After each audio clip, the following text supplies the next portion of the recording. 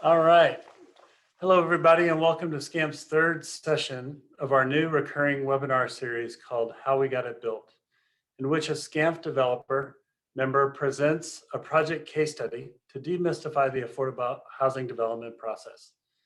Today's case study will focus on Skid Row Housing Trust's 649 Lofts, a unique cutting-edge project design that incorporates both housing and creatively designed community.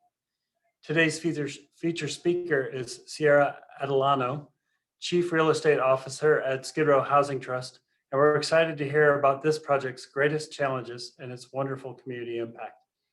Before we start, SCAMP would like to thank HealthNet for sponsoring today's session. I'll quickly introduce Martha Santana Chin, HealthNet's Government Programs Officer, to make a few opening remarks before we turn it over to Sierra. Welcome, Martha. Thanks, Alan, and thanks for having me. And thank you so much for giving us the opportunity to speak today. It is HealthNet's great honor to participate and support today's event.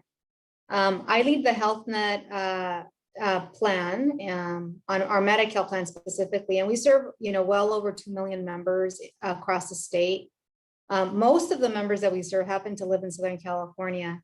And as healthcare providers and a health plan, we see firsthand the need for affordable housing across every city and every county in the region.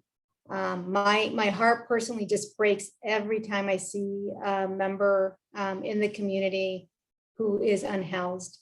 And we also hear many stories of the heartbreaking pain that they have to go through as issues around homelessness affect their healthcare.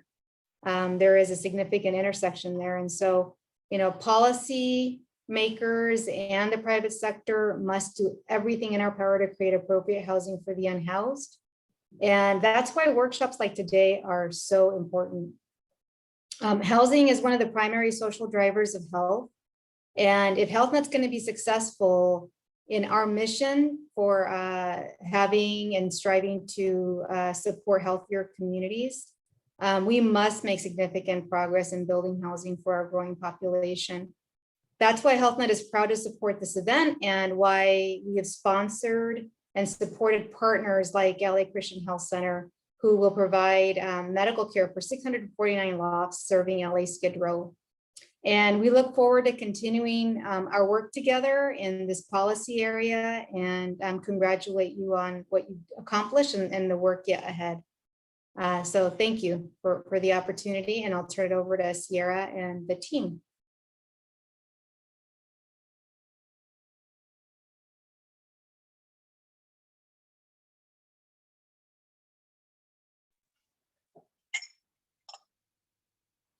Good morning, and thank you, everyone. Good afternoon, sorry. Thank you, everyone. I'm glad that you're here to join us on how we got built to discuss 649 Lofts and the Joshua House Clinic Center. I'm going to turn it over to start us out. Greg is going to present the beginning of this program.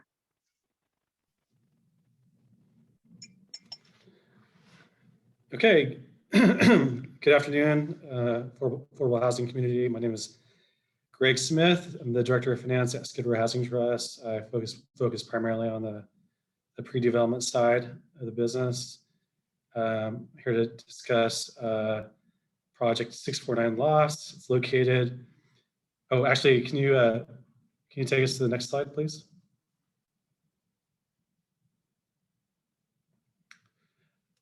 Okay, great. So 649 Lofts. So this project is located in downtown Los Angeles. Most of Skid Row Housing Trust projects are located in the downtown area.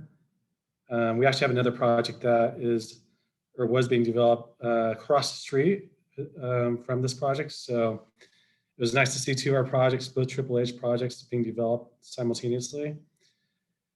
This project is 55 units, permanent supportive housing. 54 of the units are studios, and there's one manager's unit that's 2 bedrooms. The income affordability mix ranges from 30% to 50% MI, which is a little bit lower than what you normally see for a 4% project, but it fits our our tenant population much better. The population being served is chronically homeless, special needs, and veterans. The community, sorry, my computer is freezing. The community features are pretty standard, with the exception of the 25,000 square foot medical center that we built as part of the property. That makes the property very, very unique. It's the medical facility is named Joshua House Health Center, and it will be operated by LA Christian Health Center. And it's gonna be full service. It's gonna include medical, dental, optometry, and serve 7,000 people a year. So not only will this property be housing 54 permanent supportive housing tenants, it's gonna be really an asset to the community, serving the surrounding community with medical services. And the facilities, I toured them, they're really state of the art. If you get a chance, I would go check it out. What's also unique is the clinic was funded with Triple H money. It was actually eligible for Triple H funding, so that was really cool. The general contractor we use, Snyder Langston. The architect is Abode, both very well known in the affordable housing industry. And then for the supportive services and property management, those are all in-house. Those will all be completed by Skid Row Housing Trust. Next slide, please. So key partners, as you can see, there's a lot, and this is, I'm sure we're missing some. You don't need to count. There's 14. Majority of them are financing partners. So you have our financing partners from the pre-development phase, which includes Genesis and Century. You have all of our gap financing partners with the city, the county, and the state agencies. You have the subsidy providers, which are various agencies, including DHS vouchers and VASH vouchers. You have our more traditional financing provided by US Bank, so the construction loan. They also provided us with equity. CCRC, who provide us with permanent debt, and then several other partners. But just to name a few. See here. Next slide, please. So development timeline, this is really the anatomy of a project. And I like to break it down between 4 different phases. So you have the site acquisition phase. That's where you acquire the site, you do your due diligence. You have the pre-development phase, where you're really securing entitlements and securing your gap financing and debt and your subsidies, grants. And then the 3rd phase is your construction phase. And then the 4th phase is really leasing up the property and then hitting all your requirements in order to convert to permanent financing. I really think that the 1st phase is the most important, because that's really where you do your due diligence, and it could just really be a big difference maker. And you decide whether or not you're going to pursue it as a 9% or 4% project. You figure out your gap. You create a financing plan. You might even want to bring a consultant in to assist you on this. You figure out the subsidies based on your tenant population. I think out of all those, what's really most important is setting up your acquisition and pre-development financing, because you really don't want to spend any money on entitlements and design until you have all that set up. So for this project, it took us 2.5 years to secure entitlements and obtain all of our financing awards. And this includes applying to TCAC and SIDLAC and closing on all your construction financing. So that took 2.5 years. The construction period took 2 years to go vertical. And then it's probably going to take another 6 to 8 months to lease it up and convert to perm. So from start to finish, this is going to take about 5 years, and that's pretty standard. I've seen a lot of projects take longer, And I think they might even take longer now because, I'd throw in, if you're budgeting or you're projecting a timeline, you may even want to go to 5.5 or 6 years because the funding sources are becoming very competitive. There's a lot of projects out there, and there's not enough funding to to cover the full capital stack. Next slide, please. So site specifics, this site was previously improved by a strip mall. It was commercial space, occupied primarily by restaurants. We had to relocate one tenant, which was an electronics store. Just to know, anytime you see a project that requires demoing a building and relocating tenants, this just adds another layer of complexity. It adds another layer of cost, time, and compliance. So this is something that you usually want to avoid, but with the limited amount of land out there, it's really tough these days. But just there's things if you're going to demo a building and relocate tenants, you're going to have to budget an additional layer regarding those items. Next slide, please. So this is kind of a snapshot of all the funding sources from the permanent side. As you can see, there's a lot. I mean, this was a 4% tax credit execution with tax-exempt bond financing. At that time, the SIDLAC wasn't competitive. It is now. But even though that wasn't competitive at the time, the Skid Row Housing Trust really had to successfully apply and be awarded 8 competitive applications. So, those are a lot of applications. You're not going to win them all. And, a lot of applications you have to apply during that 2-year period that I previously discussed about. So the capital stack includes MHP and ASIC financing, which both are administered by HCD. ASIC is actually part of HCD and the Strategic Growth Council. You have Triple H funding, and that this project was awarded in the first round for Triple H funding. We also applied to the managed pipeline. We were awarded LACTA funds, AHP funds, which is from the Federal Home Loan Bank of San Francisco, and SIDLAC. This doesn't mean the 8 sources I talked about. This doesn't even include the subsidies, which is provided by DHS and VASH. So we had 54 total vouchers, 36 from DHS and 18 from VASH.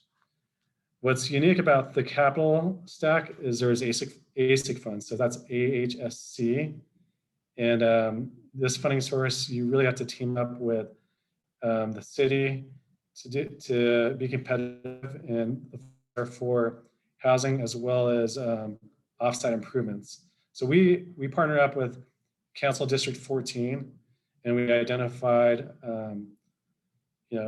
accessible crosswalks and traffic lights we wanted to increase, and these improvements ended up or will end up enhancing the pedestrian and bike safety and promote the use of public transit for people in the surrounding community. Other sources include, like I said, the more traditional permanent debt, construction debt, and pre-development financing. So CCRST provided us with permanent debt, construction financing, and equity was provided by US Bank, and pre-development financing was provided by Century and Genesis LA. So if you look at the capital stack, total cost for the project is $28 million. And this is funding hard costs of $295,000 per unit and soft costs of $221,000 per unit. So the total development cost for this project is $516,000 per unit. And we're seeing that most projects these days are really ranging around $540 to $600K per unit. That's kind of where we're at in the city of Los Angeles. And, of course, with the pandemic, hard costs increased. So that adds a little more pressure towards increasing costs. Next slide, please. So challenges. Now I'm going to hand it off to Sierra, who's going to speak on the remaining slides. Thank you.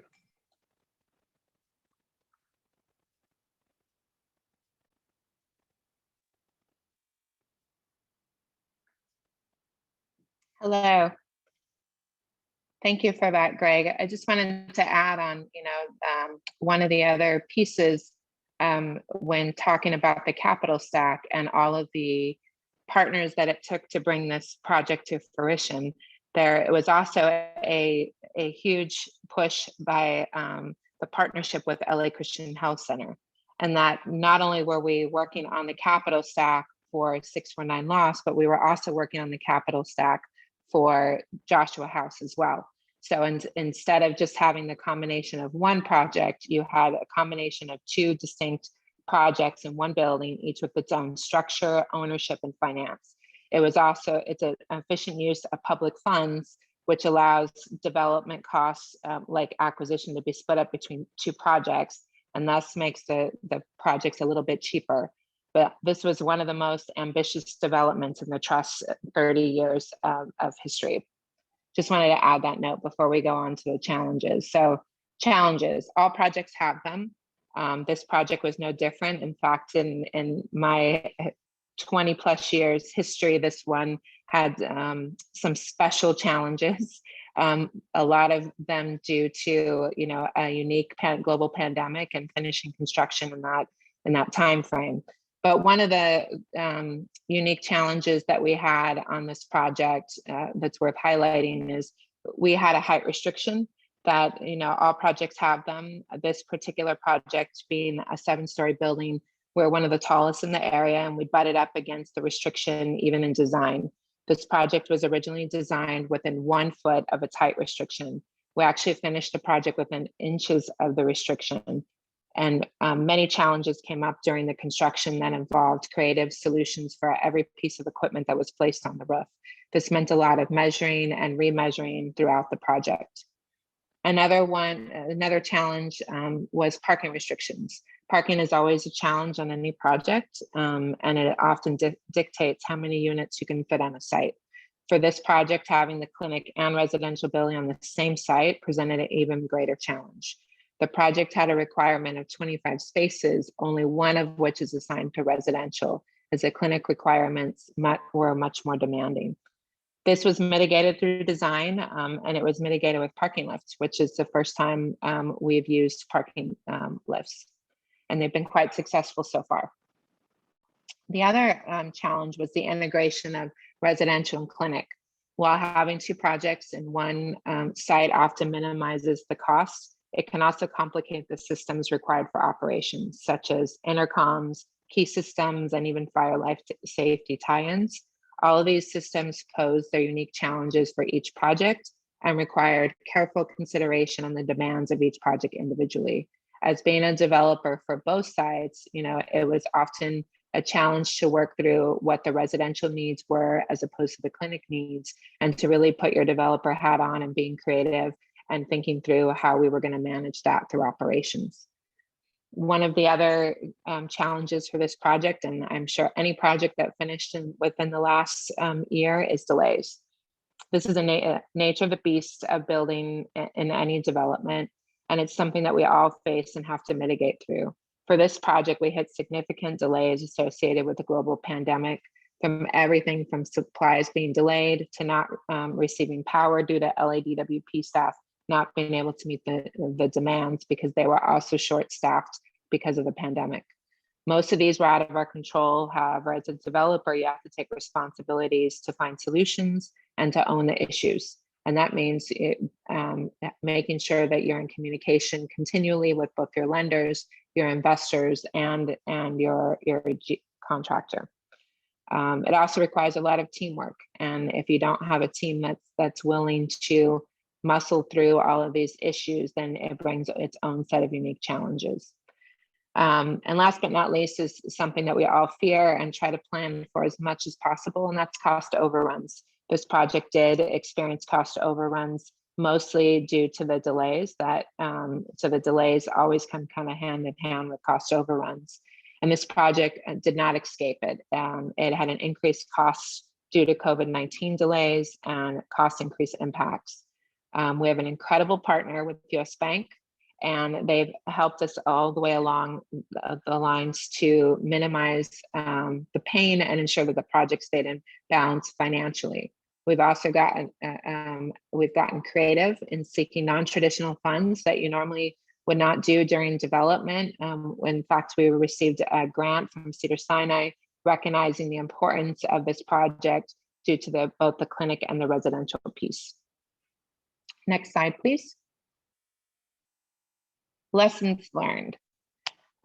First, preparation is key. Always anytime you're doing a development, the more that you prepare, much like Greg said, in the entitlement piece and plan for, the better you are to mitigate problems throughout the project.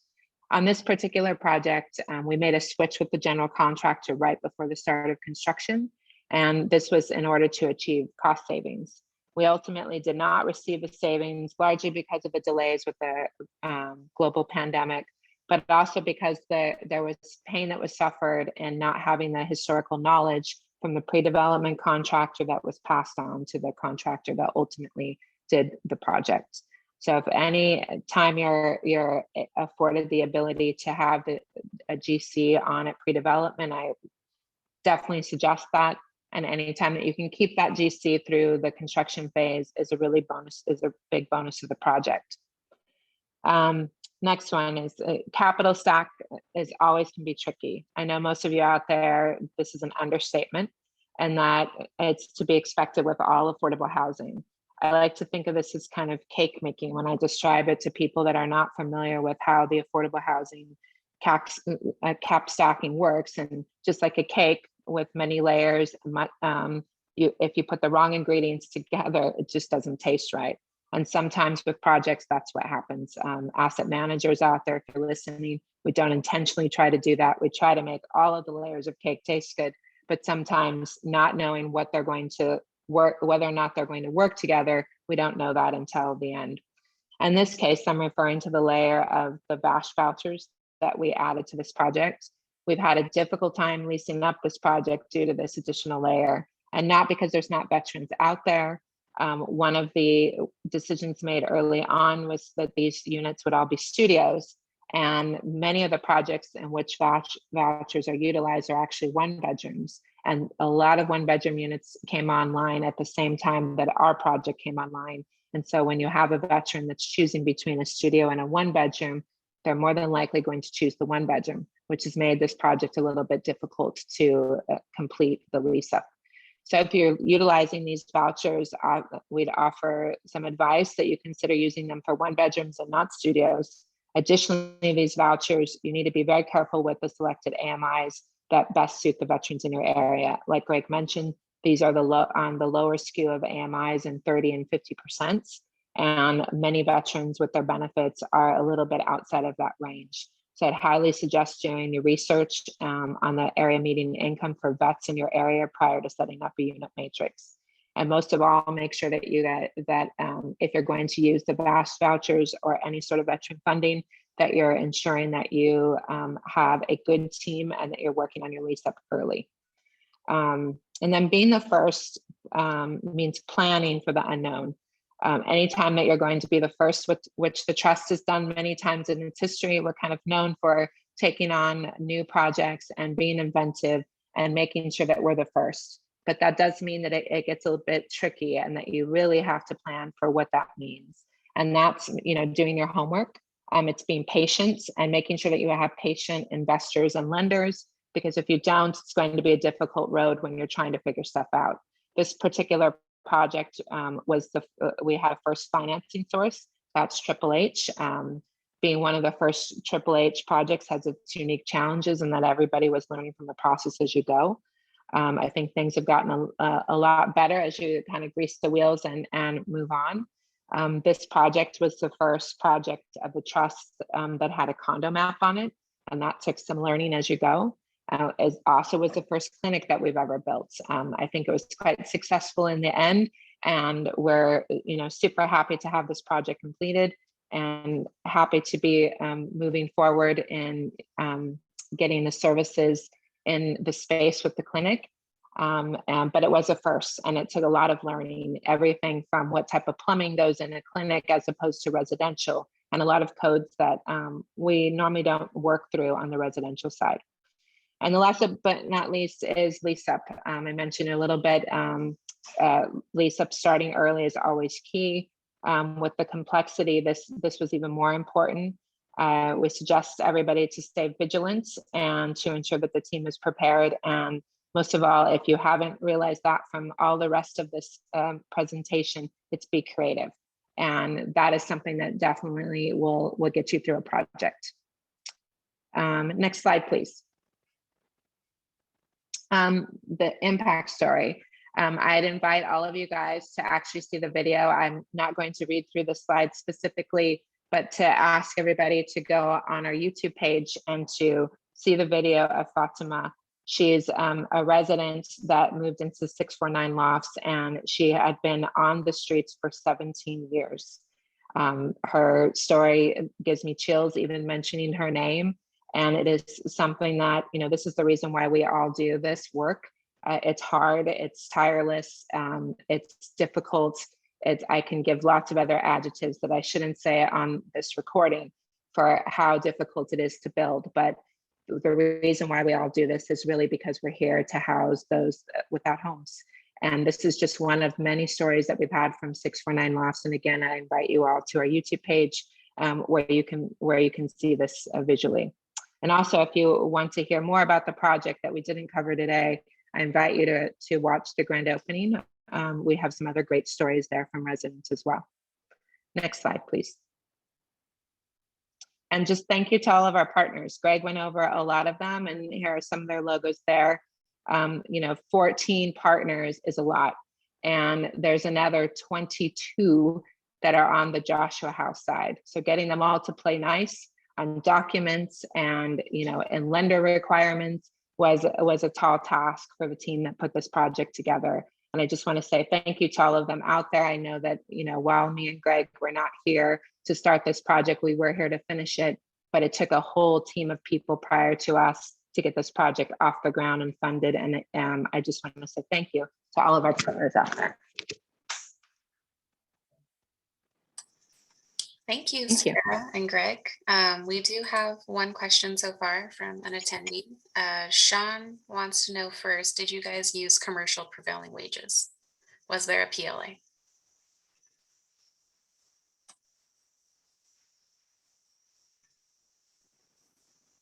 There was not a PLA on this project. And I think Greg touched on this, but Sean also wants to know, can you share your hard and soft costs per unit? And how did you split the parking and foundation costs between the residential and commercial portions of the project? I'll speak on the cost. So the hard cost came out to be $295,000 per unit. The soft cost is $221,000 per unit. So the total development cost is $516,000 per unit, which makes sense. I don't think we're over what you typically see or under. That makes sense for that time. I think now costs might even increase, be higher now. So that's something that needs to be considered. I think hard costs might be closer to the $330,000 per unit range for a housing project in the city of Los Angeles.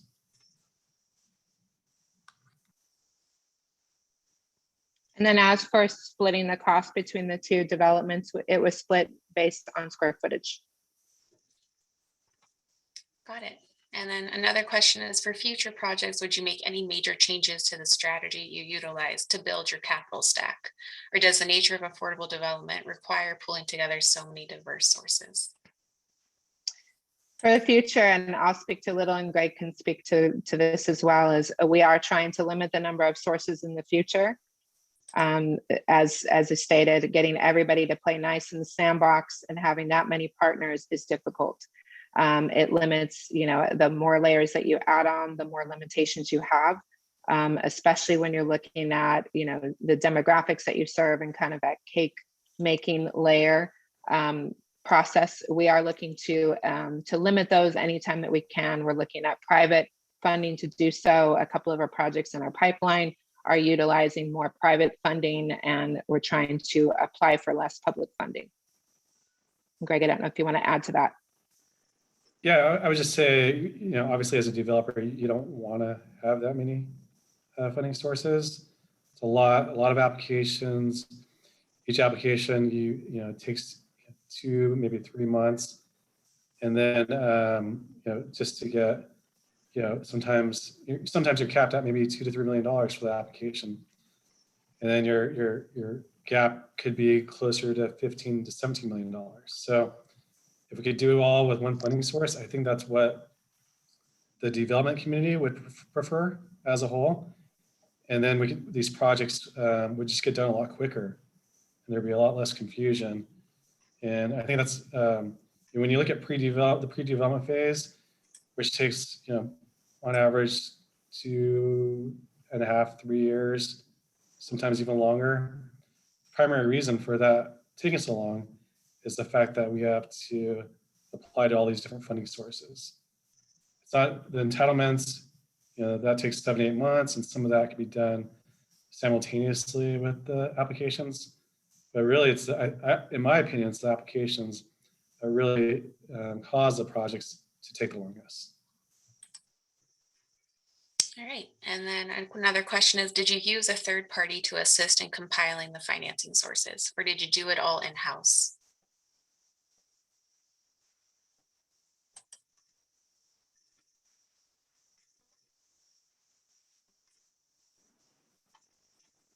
We use typically Skid Row Housing Trust, we use CHPC to assist. We did use a those. third party.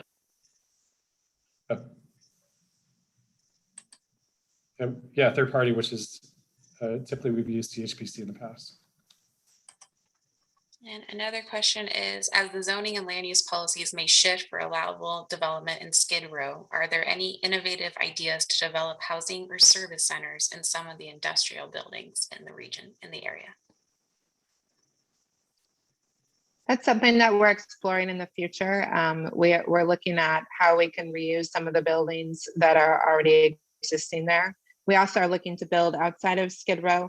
I know that there is a desire to continue to build in that specific area, but it is something that we're looking to branch out of.